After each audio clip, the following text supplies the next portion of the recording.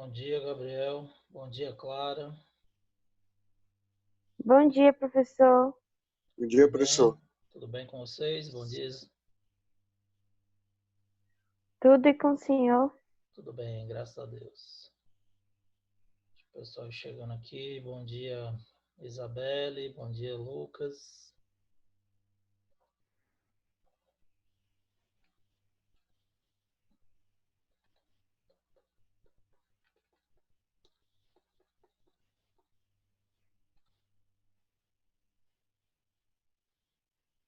Pessoal chegando aqui que a gente começa. Estão me ouvindo direitinho?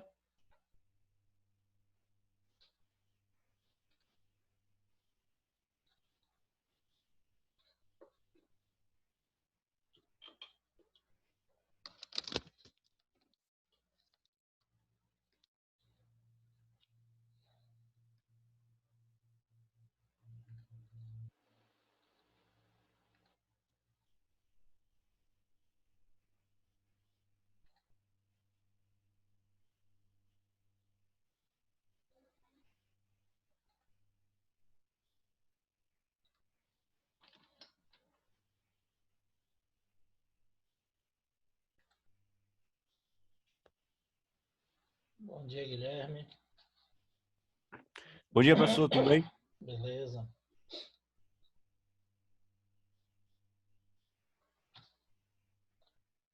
Dá mais um minutinho aí para ver se o pessoal chega para a gente começar. Aproveitem aí, peguem os cadernos de vocês.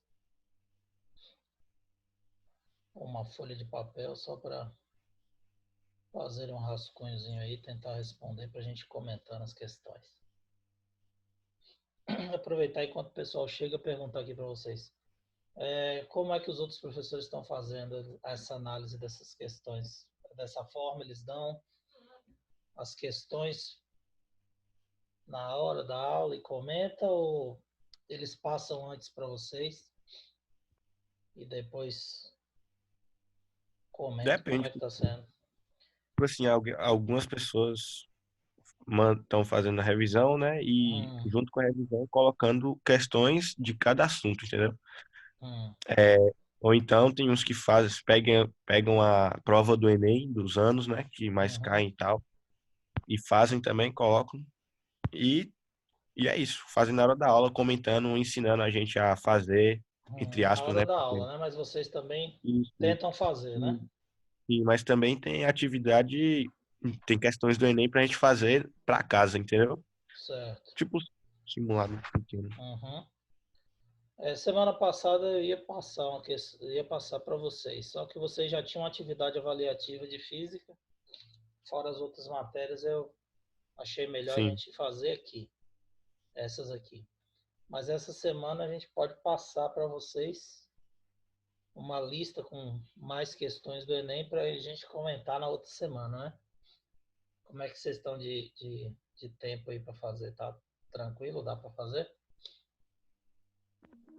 Minha Por preocupação é enquanto, só avaliações que vocês vão ter mais agora. Por isso que eu antecipei a minha logo, que depois, essa semana aí agora, vocês vão ter várias avaliações, né? Semana que vem e a outra que é para fechar a unidade.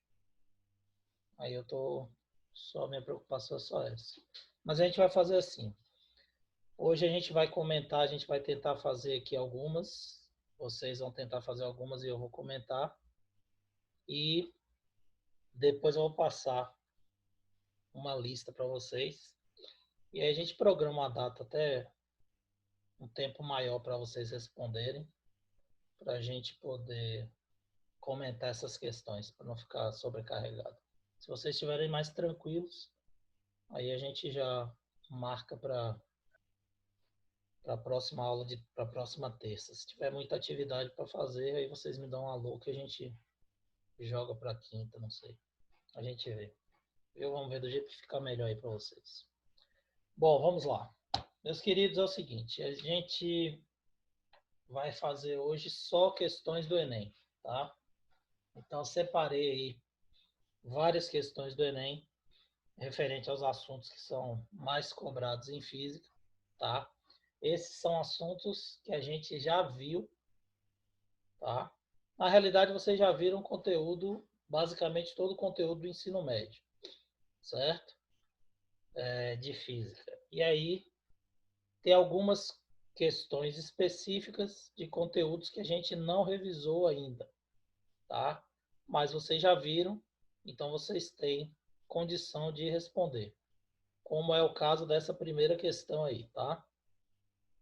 Então, a primeira questão, esse esquemazinho aí, eu fiz algo parecido lá na aula que eu dei para vocês no primeiro ano, falando de produção de energia. Então, eu disse para vocês que um dos conteúdos mais cobrados em física do Enem é essa questão de energia, tá? Transformação de energia, produção de energia, entre aspas, a gente sabe que não é produzida, é transformada. Então, todas as formas de obtenção de energia e transformação de energia caem no Enem, tá? Então, é um assunto que vocês devem saber referente ao primeiro ano. Quem estiver estudando aí, selecionando os assuntos para estudar para o Enem, pode marcar aí trabalho, energia e potência. Principalmente a parte de transformação de energia. É um assunto que é bastante cobrado. Tá certo? Essa primeira questão aí, ele diz o seguinte. Na figura abaixo está esquematizado um tipo de usina utilizado na geração de energia. Tá? Aí você tem aí a água presa numa barragem qualquer. E aí você vai ter um vertedouro com uma determinada altura. Essa água vai escoar, passar por uma turbina, como está indicando a setinha, girar e através do gerador transformar essa energia elétrica para seguir para as torres de transmissão, certo? Aí você vai analisar o esquema e identificar que tipo de usina é essa, tá certo? Bom, vamos lá. Isso é uma usina o quê? Hidroelétrica, termoelétrica ou nuclear? Hidrelétrica. Hidroelétrica. Por que hidroelétrica? Porque ela parte da água, né? Ela retira energia da água para transformar em elétrica, certo? Não é uma usina termoelétrica, não está queimando nenhum tipo de mineral para produzir, não é eólica, não está utilizando o vento, e também não é nuclear, porque não tem nenhum tipo de elemento nuclear para poder, através da radiação, radioatividade, produzir energia. Então, é uma usina hidroelétrica que produz energia através da água. Beleza. A análise de Guilherme está perfeita, já eliminou 3 alternativas. Entre A e B. Qual é a resposta correta? Letra B. Letra B. Porque a usina faz uso da energia cinética da água. Então, aqui você tem energia potencial sendo transformada em cinética. A energia cinética, a velocidade da água gira a turbina. E aqui dentro, no gerador, essa energia cinética vai ser transformada em elétrica.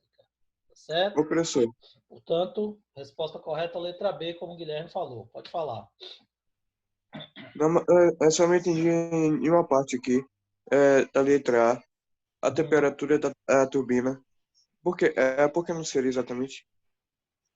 Porque aqui a corrente, aqui não vai, primeiro que a corrente de água não vai ser baixa, vai ser forte, alta, por causa da retenção de água na barragem. Então aqui baixo já está errado. É uma alta corrente, entendeu? De Mas no água. gerador, Sim, no o gerador, o que tem? ele não faz para circular para gerar no calor para a torre de transmissão? Não, aqui não tem. Ele vai gerar, entendeu? O calor, na hora que ele estiver girando, ele vai girar, mas isso aí não tem nada a ver com a produção de energia. A temperatura aí vai ser devido à resistência interna, vai ser uma consequência, entendeu? Não é isso que faz a produção de energia elétrica. Tá? O que faz a produção de energia elétrica é a velocidade que a água gira a turbina. Se a turbina não girar, não produz energia. Então, independente da quantidade de calor produzido, isso, o movimento da energia cinética da água, a velocidade da água, é que faz a produção de energia. Quanto mais girar, mais vai ser a produção de maior vai ser a transformação de energia. Porque mais energia cinética você vai ter. Entendeu? Não é a temperatura que vai virar energia elétrica, não. Beleza? Então vamos lá. Pega o caderninho de vocês aí. Vamos calcular agora. A segunda, ela está relacionada com a mesma figura, tá? Então, o mesmo tipo de usina. Então, a usina hidroelétrica, tá? Ela tem um rendimento aqui de 90%, tá? No início do processo aí de transformação de usina de energia elétrica, o rendimento dela é de 90%. Ela tem uma potência de 502 milhões de watts e a barragem tem uma altura de 120 metros. A vazão do rio Ji-Paraná em litros de água por segundo deve ser de quanto? Então, vocês vão ter que calcular a vazão da água em litros de água. Quantos litros de água por segundo passa por essa usina aqui? Então, quantos litros de água vai passar por essa turbina aqui por segundo, que corresponde exatamente à vazão que você tem aqui no rio? Pegue aí, ó, o caderninho e vamos calcular.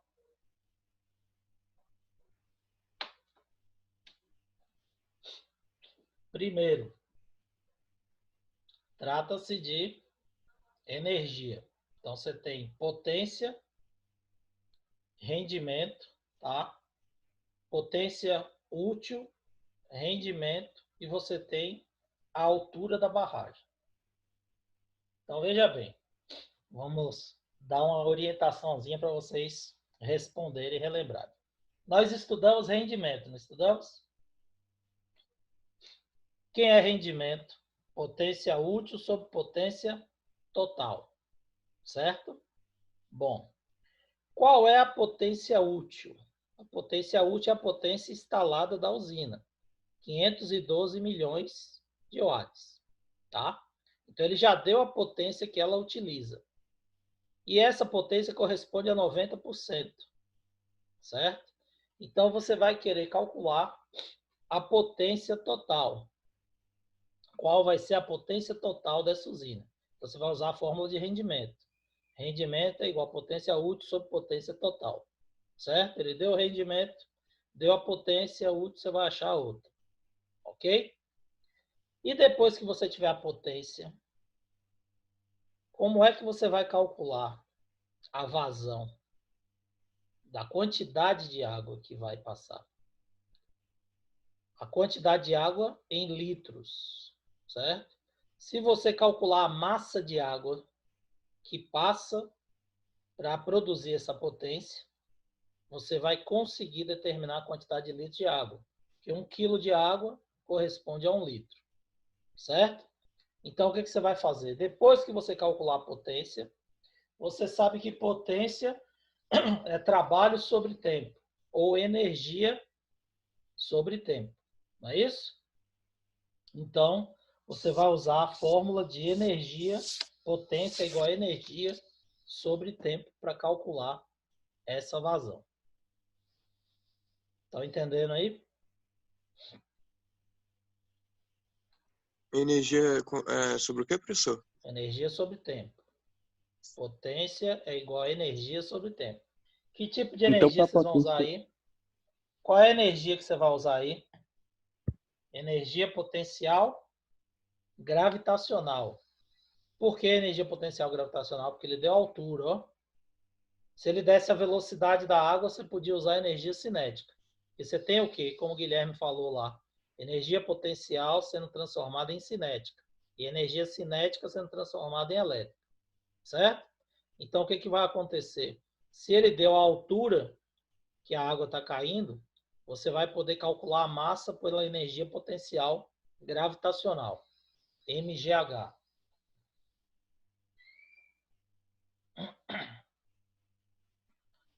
Primeiro rendimento, joga na fórmula de rendimento, acha a potência total, Depois joga na fórmula de potência, energia sobre tempo, ou trabalho sobre tempo, nesse caso corresponde a energia, e acha a quantidade de litros de água.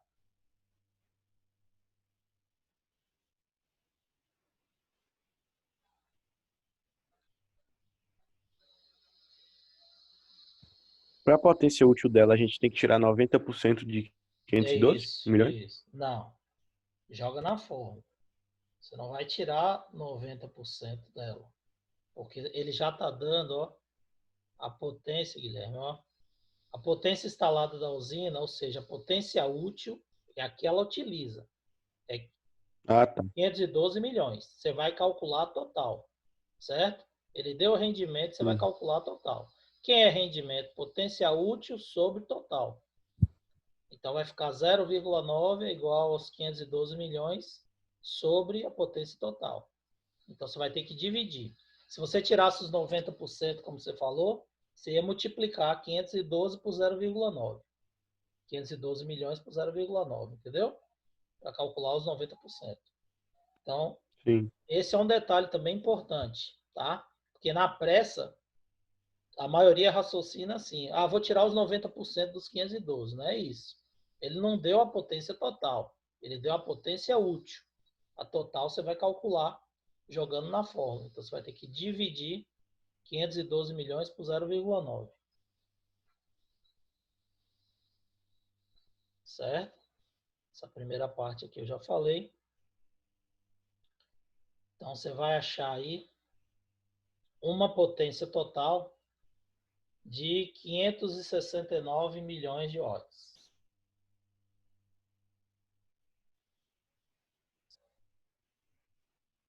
Todo mundo entendeu o raciocínio? Explique novamente, por favor, professor. Olha só, ele está pedindo, você precisa da potência total, certo? Rendimento é potência útil sobre potência total. Então você vai usar, você vai calcular a potência total. Então você passa a potência total para lá, fica a potência total é a útil dividido pelo rendimento. Qual foi a potência útil que ele deu? 512 milhões, dividido por 0,9, que vai dar 569 milhões de watts. Essa é a potência total, certo? Ah, como é que deu mais do que a potência? Tem que ser maior mesmo. A potência total é a total que está sendo fornecida pela hidrelétrica, certo? Mas ela não consegue utilizar a total. A hidrelétrica tem um rendimento de 90%, que é um rendimento excelente, certo? Ela só está perdendo 10%. Então, ela consegue produzir 569 milhões de watts, mas só utiliza 90% desses 569 milhões, que equivalem aos 512 milhões de watts, que é a potência utilizada por ela. Então, 90% de 569 milhões dá os 512 milhões que ela utiliza. Entendeu? Isso aí a galera confunde bastante quando vai calcular. Sim, calcularam aí qual é a resposta? Vamos lá. Bora, terceiro ano. Só tô vendo Gabriel e Guilherme participando aí. Cadê o resto? Cadê o povo? Bora, meninas, se manifestem. Isabelle, Clara, Carol. Qual é a resposta? Vamos lá.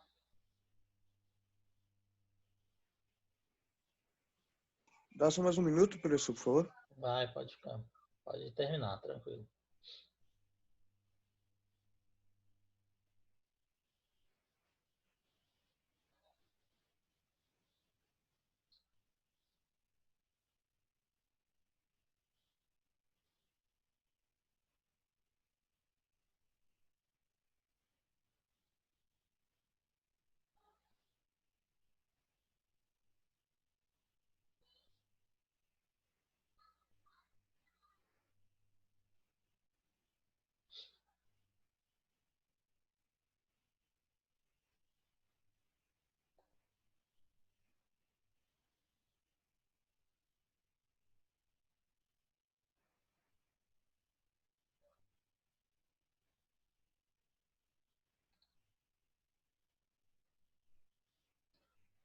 Bora, Nanda. A Nanda também não se manifestou.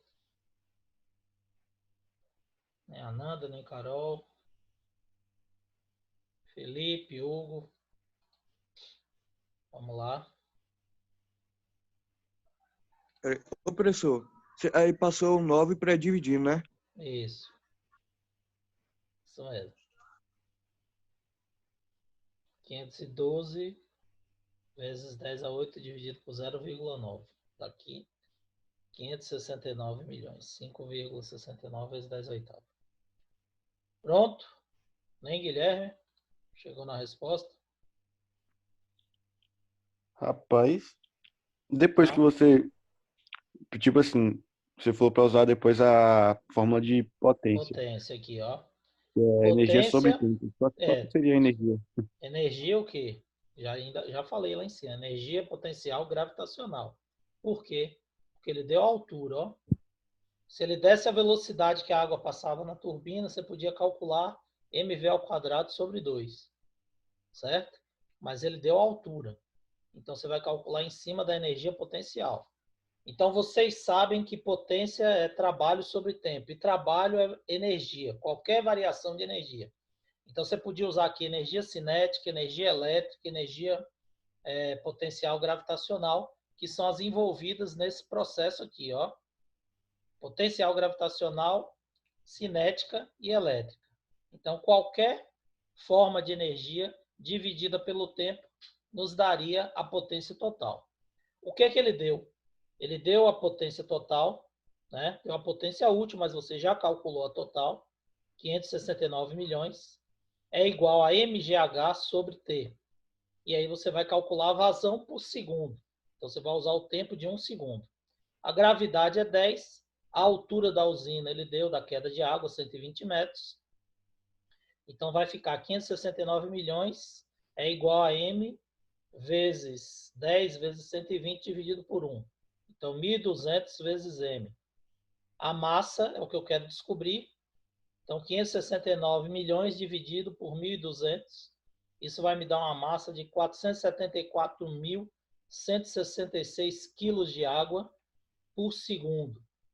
Então, essa é a vazão do leito do rio, né, na usina de Paraná. Então, passam 474.166 quilos de água por segundo. Como vocês sabem que 1 quilo de água equivale a 1 litro, 474 mil litros de água. Ele pediu a ordem de grandeza, né? 5 vezes 10 a 5, portanto, aproximadamente 500 mil litros de água por segundo. Portanto, a Ô, resposta professor, correta é a letra E. Pode falar. eu falo assim, m é igual a vezes 10, 10 é da vezes 10, gravidade. Massa vezes gravidade vezes altura. A altura é 120, a gravidade é 10. Então vai dar 1.200. Certo? Aí passa valeu. para lá e divide. Terceira questão. Então, no processo de obtenção de eletricidade, ocorrem várias transformações de energia. Considere duas delas. Energia cinética em elétrica e energia potencial gravitacional em cinética. Tá? Analisando o esquema, é possível identificar que elas se encontram respectivamente entre. Então, a mesma coisa aqui, ó, a mesma figura. Então, você tem a água, o gerador, a turbina, o gerador e a torre de transmissão. Então, qual vai ser a resposta correta? Vamos analisar aqui, ó. Então, você tem, primeiro, energia cinética sendo transformada em elétrica. Isso vai ocorrer onde? Na turbina e o gerador, entre a turbina e o gerador. A turbina é movida pela energia cinética da água e a energia cinética é transformada no gerador em elétrica. A C e a D é igual, professor. Oi? Não, A C e a D tá igual. não. A C está falando que a turbina e o gerador também. Não, É a do lado. turbina? Não. Aqui é o 1 e o 2. Onde ocorre o processo 1? Na turbina e o gerador. Onde ocorre a potencial em cinética é no 2. A água no nível H e a turbina. Então, a água aqui, na altura H, ela está sendo transformada potencial em cinética. Então, é aqui que ocorre a transformação de potencial gravitacional em cinética. Então, a resposta é letra D. A letra C está falando que cinética e elétrica ocorre na turbina e no gerador, e potencial gravitacional e cinética também ocorre na turbina e no gerador. Então, a C está errada. A correta é a letra D. Certo? Todo mundo entendeu? Dúvidas? Então, vamos lá. Seguem abaixo alguns trechos de uma matéria da revista Super Interessante, que descreve hábitos de um morador de Barcelona, na Espanha, relacionados com o consumo de energia e o efeito sobre o ambiente. Apenas no banho matinal, por exemplo, o cidadão utiliza cerca de 50 litros de água, que depois de ser tratada, e que depois terá que ser tratada, desculpe. Além disso, a água é aquecida consumindo 1,5 kWh, cerca de 1,3 milhões de calorias, e para gerar essa energia foi preciso perturbar o ambiente de alguma maneira. 2.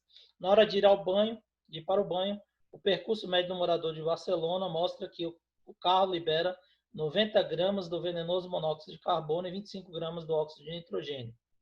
Ao mesmo tempo, o carro consome combustível equivalente a 8,9 kWh. 3. Na hora de recolher o lixo doméstico, quase 1 kg por dia, em que cada quilo há aproximadamente 240 gramas de papel, papelão e embalagem, 80 gramas de plástico, 55 gramas de metal, 40 gramas de material biodegradável e 80 gramas de vidro. Também com relação ao trecho 1, supondo a existência de um chuveiro elétrico, pode-se afirmar que... Então, vamos lá. A energia elétrica usada para aquecer o chuveiro é de origem química, transformando-se em elétrica. Falso, né? O chuveiro ele não pega energia química e transforma em elétrica. B. A energia elétrica transformada no chuveiro em mecânica e posteriormente em térmica. Falso. Não existe energia mecânica no chuveiro. Tá? Ele não movimenta nada. A água passa em movimento através da resistência. Portanto, a resposta correta é a letra C. O aquecimento da água se deve à resistência do chuveiro, onde a energia elétrica é transformada em energia térmica, efeito Joule, certo? Portanto, a resposta correta é a letra C. Letra D. A energia térmica consumida nesse banho é posteriormente transformada em elétrica. Falso. A energia térmica, ela vem da elétrica, ela não volta a ser transformada em elétrica. E letra E, como a geração de energia perturba o ambiente, pode-se concluir que sua fonte é algum derivado de petróleo. Não tem nenhum tipo de reação química no chuveiro. Então, essas questões, essas alternativas A, B, D e E são falsas. Beleza? Todo mundo entendeu isso aqui? Dúvidas, terceiro ano? O que é que vocês observam nesse tipo de questão aqui? Ô, professor, na letra D, ele fala assim, que eu não entendi a letra D. Energia térmica consumida no banho é transformada em energia elétrica? Errado. A energia elétrica é que é transformada em energia térmica no banho. A energia elétrica é que vira calor para aquecer a água. Não é o calor que vira elétrico. Por isso que ela é falsa. Certo? Bora, pessoal, abra o microfone aí. O que vocês perceberam nessa questão? Vocês não queriam analisar questões do Enem? Vamos lá. Tem um textão retado para depois perguntar sobre chuveiro. E qual a relação do texto com a resposta? Nenhuma, né, A Guilherme? energia que está gerada. Mas não tem nenhuma relação específica. Eu É poderia... uma pergunta direta no final. Exatamente, eu poderia ter aqui um enunciado pequeno falando que num banho qualquer o chuveiro consome certa quantidade de energia e fazer a pergunta, certo? Então, boa parte das questões de física do Enem vocês vão encontrar com essas características. Ele passa um texto com inúmeras informações e a maioria dessas informações não são utilizadas para que você possa responder essa questão, certo? Claro, você precisa ter o conhecimento, ele faz uma referência muito rápida aqui, quando ele fala do banho, e do chuveiro, porém isso não é determinante para você responder a questão, certo? Basta você ter um pouco de conhecimento de transformação de energia, ok? Tranquilo aí? De Dúvidas, meu boa. povo? Beleza. Então vamos lá. A outra questão. A tabela a seguir representa a pressão atmosférica em diferentes altitudes. O gráfico relaciona a pressão de vapor em função da temperatura. Então você tem a zero, que é a nível do mar, 760 miligramas de mercúrio, 1 quilômetro, que é aproximadamente de conquista aqui, tá? 600 miligramas de Hg, e aí vai a tabela mostrando que à medida que você vai... Quanto menor o negócio, maior vai ser Quanto da, maior a altitude, menor a pressão. Mais alto, menos pressão. Como mostra o gráfico aqui, ó. A altitude vai diminuindo, tá certo? Aumentou como mostra a tabela, desculpe, aumentou a altitude, a pressão vai diminuindo, certo? A tabela aqui, o gráfico, desculpe, mostra a pressão e a temperatura, tá? Que temperatura é essa? Temperatura de ebulição. Então, quando você tem aqui, ó, a nível do mar, 760 miligramas, 100 graus é o ponto de ebulição, que seria a nossa temperatura normal de ebulição da água a 1 atm. E à medida que você vai diminuindo a pressão, acontece o quê? A temperatura de ebulição vai diminuindo também, certo? Então você tem aqui as informações. Rio Grande do Norte, Campos do Jordão e Pico da Neblina. Rio Grande do Norte está a nível do mar, Campos do Jordão 1.628 metros de altitude e o Pico da Neblina 3.014 metros.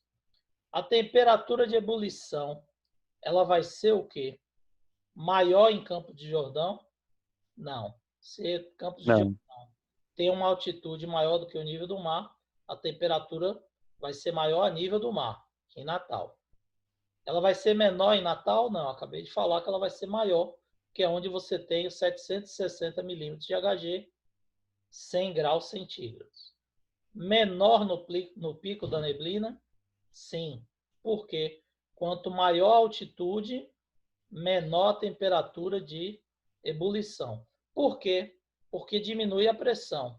E na ebulição as moléculas e vão se acaba afastar. congelando, né, professor? As moléculas vão se afastar, certo? Se você quer que as moléculas se afastem, se você diminui a pressão, você precisa fornecer menos energia, menos temperatura para que elas se afastem. Então, à medida que você aumenta a altitude, diminui a pressão e, consequentemente, diminui a temperatura de ebulição. Então, a temperatura de ebulição vai ser menor no Pico da Neblina. Resposta correta, letra C. Certo?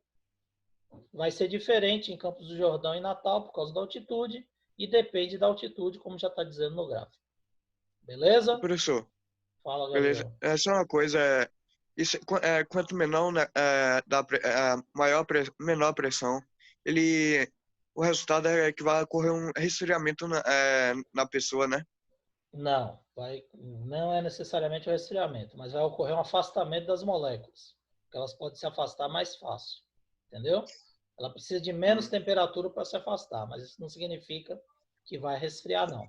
Ela só vai afastar mais fácil, com menor temperatura, certo?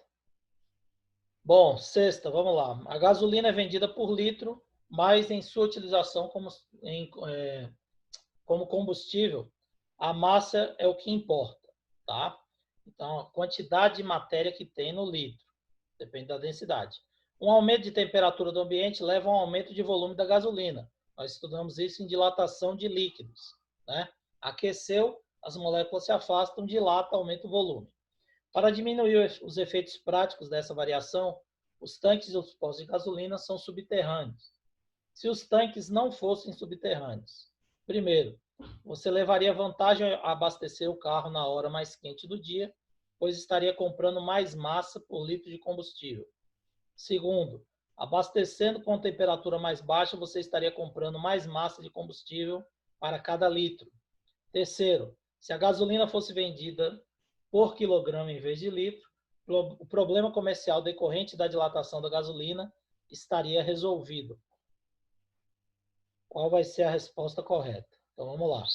Primeiro, você vai levar vantagem ao abastecer o carro na hora mais quente do dia, pois você vai estar comprando mais massa de combustível? Não, professor. Falso. Ele vai dilatar, você vai comprar uma quantidade menor, porque as moléculas se afastam, você vai ter menos massa de gasolina por litro, tá certo? Então, isso daqui está errado. Abastecendo com temperatura mais baixa, você estaria comprando mais massa de combustível por litro? Sim, porque ela comprime, você vai ter mais partículas no volume de 1 litro. Então, a 2 é Mas que verdadeiro. professor? Oi?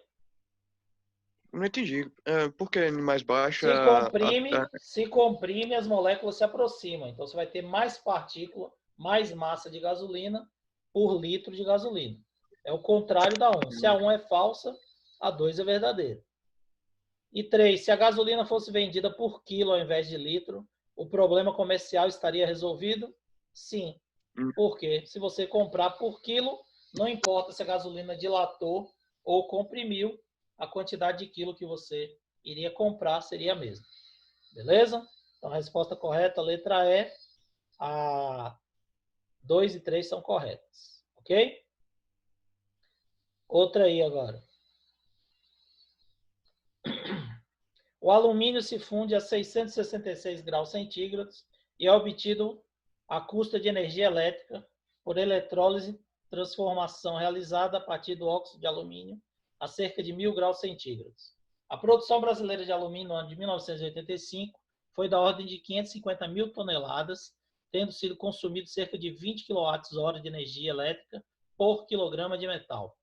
Nesse mesmo ano, estimou-se a produção de resíduos sólidos urbanos brasileiros, formados por materiais ferrosos e não ferrosos, em 3.700 toneladas por dia, das quais 1,5% estima-se correspondeu ao alumínio.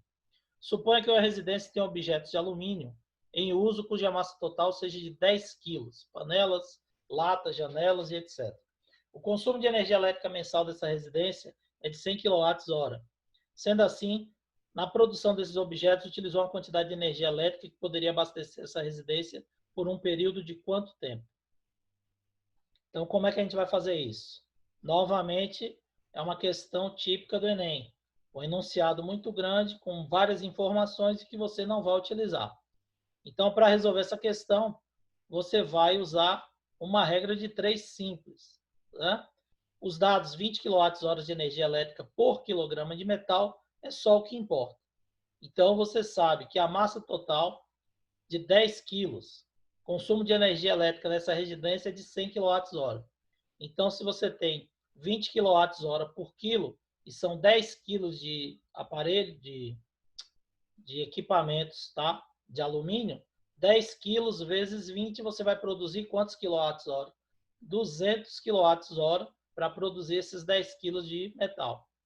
E aí você vai igualar isso, já que cada mês é 100 kW, ao consumo de 2 meses de energia. Certo? Então, 2 meses de energia elétrica foi o que foi gasto para produzir esses 10 quilos de alumínio. E essas outras informações são completamente desnecessárias. Então, a resposta correta é a letra B. Certo? Então, meus queridos, eu não quero que vocês se assustem com as questões. Você vai ter que ler a questão toda? Vai, tá? Porque pode ser que tenha algum dado que realmente importe. Mas você não precisa se preocupar com o tamanho da questão. Você tem que se atentar detalhadamente à pergunta e depois relacionar os dados para poder responder. Beleza? Nosso tempo vai acabar. Eu vou fazer o seguinte. Eu vou mandar para vocês as questões com as questões que a gente vai comentar na aula para poder facilitar. Vocês já vão tentando responder e aí depois a gente só comenta. Beleza? Acho que fica melhor assim. Não é isso?